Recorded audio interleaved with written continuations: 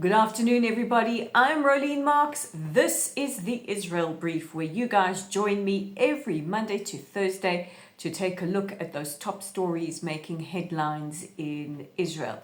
As always, the Israel Brief is brought to you in partnership with these guys, Lay of the Land. And I just want to say a warm welcome to all of our Israel briefers from around the world, from Northern Ireland to Nairobi, from Trinidad and Tobago to the United States and Canada and the UK and everywhere in between. Now again, I'm a little under the weather, so excuse me if I sound a little nasally and a little puffy over here. And I have to apologize for yesterday's Israel brief. There was a few issues with the sound. I think it could be the microphone. So today I'm microphone-less until we get that sorted out. But apologies if it inconvenienced any of you. Unfortunately, these technical issues do happen from time to time. And I promise to do my best to make sure that it doesn't. Now, it's very difficult in Israel at the moment. It is day 502 and 73 hostages remain captive in the Gaza Strip, and it's the issue of hostages which is why Israel is holding our collective breath.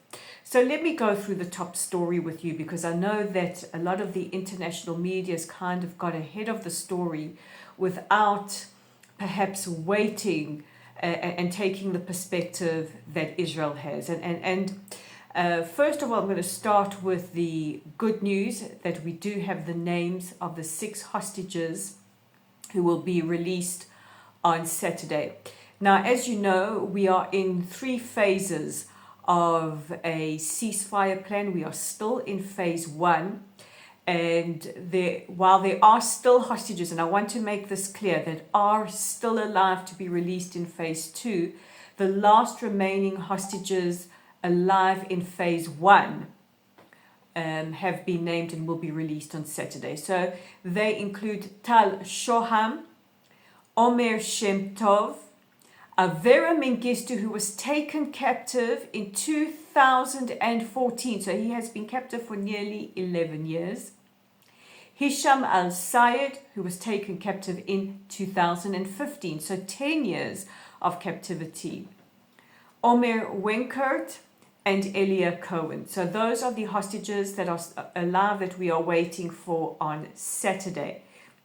There are still other hostages like Omri Miran, Nimrod Cohen, Edan Alexander, Eitan Horn, whose brother Yair was released over the weekend, who are still alive. David and Ariel Cunio, Avi Natan, or those are hostages that are still alive, expected to be released in phase 2 of the 3 phases. And we, of course, will not be silent until every single one, living and deceased, is returned. Now let's take a look at the story that is dominating, and that is Hamas saying yesterday that Israel will receive the remains of 4 hostages murdered. And I want to be very clear, they did not die. They were murdered by Hamas in captivity. Now, the spokesperson of Hamas said that this includes the remains of Shiri Bibas and her 2 children, Kfir and Ariel. However, from Israel's perspective, we are used to Hamas and their psychological torture. And the Prime Minister's office, the IDF, and the Bibas family have asked people to not spread rumors and to not speculate until such time that forensic investigations of the remaining of the 4 hostages that will be returned to us has concluded. This is very important. The Bibas family said that until there is some kind of forensic confirmation, their journey is not over. They are still holding on to hope. They said they are in absolute turmoil, and they have asked for the media and for the public to respect their privacy. And that is the position that most Israelis are taking. We will respect the family Unlike many WhatsApp groups and many news services who are so quick to break the news, we are respecting the wishes of the family. The IDF released a statement today saying they call for the public not to spread rumors, and this was echoed by the Prime Minister's office yesterday. Now, for many of us, you guys included, Shiri Bibas and those two beautiful boys have become the faces of the hostages, the faces of the horror that Hamas perpetrated on the 7th of October. I know that there are, and there's actually no polite word for it. We'll just call them people who have ripped their posters down in some of your cities. But you have to be a special kind of savage to kidnap a mother and her babies and hold them captive. And you have to be a special kind of savage to tear down their posters or paint swastikas over their faces. So this is where we are at the moment. Now, Israel's health ministry and our Department of Forensic Pathology have said that the identification of the remains of the 4 who will be returned on Thursday might take a while to identify. And we just have to be patient. So what will happen tomorrow, it will not be televised, is that the remains of the 4 people, of the 4 hostages, will be taken to a collection point. They will be transferred by IDF ambulance to Abu Kabir Forensic Institute, where they will undergo forensic examination. Once those tests are ready, whenever they are ready, that will be communicated to the families. So this is where we are with regards to tomorrow. Tomorrow is going to be an excruciating day here in Israel.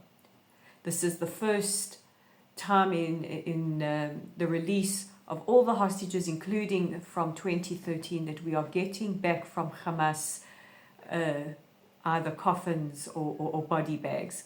This is not including the remains that our soldiers have managed to recover. This is the first time that we will be handed back remains from Hamas. In other news, the President of the United Arab Emirates, Mohammed bin Zayed, has told US Secretary of State Marco Rubio that the UAE does not support the displacement of Palestinians in accordance with President Trump's plan. As we know, President Trump controversially announced his plan to relocate civilians from the Gaza Strip until such time as the Strip has been rebuilt. Now, there are many schools of thought. There's one that is his plan. The other is that he's put this plan out as a challenge to the Arab world, saying, right, this is what I envision, come up with your own plan. So yesterday, Egypt announced their proposal, which would be to have Palestinian civilians stay in secure areas as part of the Strip while the Strip is being rehabilitated. So that's where we are holding on that. The United Nations World Health Organization have announced today that they will continue the rolling out of the polio vaccine in the Gaza Strip. They are targeting about 500,000 Palestinian children. This is in addition to about 300,000 that have already been vaccinated. As many of you know, the humanitarian situation in the Gaza Strip is dire, and of course with water that is stale, there is a lot of vulnerability to a lot of communicable diseases that are spread that way, and polio is easily spread in that way. So we're going to make sure that the kids are vaccinated. And finally, satellite images have shown that the IDF have set up 7 different positions in the demilitarized zone in Syria. This ranges from the Mount Hermon to Tal Qudna. Now, the IDF has not commented on this, but as we know, since the fall of Assad, the IDF has positioned itself in the demilitarized zone or buffer area in Syria to prevent hostile entities from encroaching closer to Israeli territory. So those are our top stories for today, and let's take a look at the audience question. It comes from Howard in the United States, and he says the hostages who are deceased, have some of them starved to death or have they been murdered? And the short answer to that, Howard, is they were murdered. Some of the hostages were murdered on the 7th of October, and their bodies taken captive by Hamas and held now for over 16 months or 502 days in the Gaza Strip. As I've said earlier, it takes a special kind of savage to commit these particular acts. So those are top stories. Don't forget, if you have an audience question, please pop it in the comment section below or be in touch with us via our website. And tomorrow is Mensch and Moron time, and I have some of the recommendations coming in. It looks like I have ladies in each category. Tune in tomorrow to find out who they are. Otherwise, send me your recommendations for Mensch and Moron. So guys, that's it from me for today. Please don't forget to check out our website at www.layoftheland.online. Our Facebook/Meta page is at Lottel site.